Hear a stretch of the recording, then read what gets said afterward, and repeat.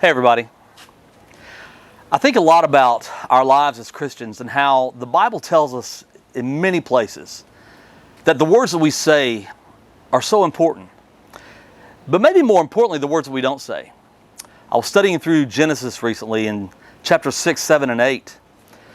And I noticed a little detail that I'd never really considered before in those chapters. In chapters 6, 7, and 8, Noah never speaks. Now, I'm sure he spoke on many occasions to his wife and his family, but the Bible doesn't record a single word. Not a single word.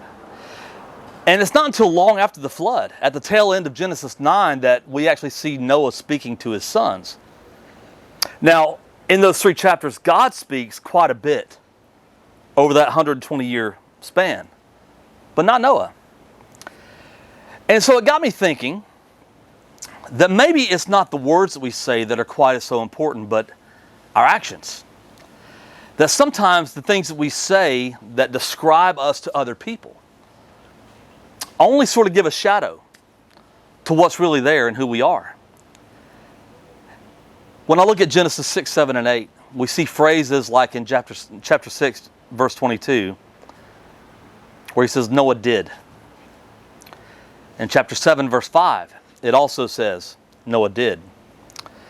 In chapter 8, verses 6, 7, 8, 10, 12, and 13, it says that Noah opened, that Noah sent, that Noah waited, Noah removed, and in verse 18, it says that Noah went out.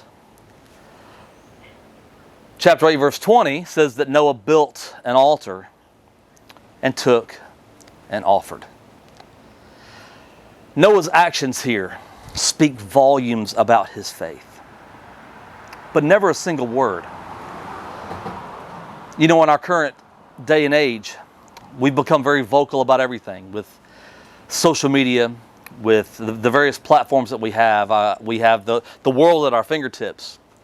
And I can't help but feel that sometimes we just feel all too compelled to share, and maybe we share too much. And it's not to say that words aren't good. Clearly, that's how we come by faith, hearing the Word of God.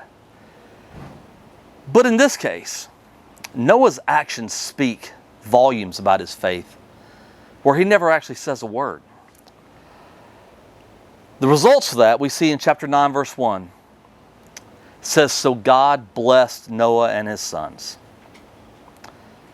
What we have there is an account of a man living by faith. He didn't talk about his faith. He didn't boast about his faith. He didn't revel in his faith.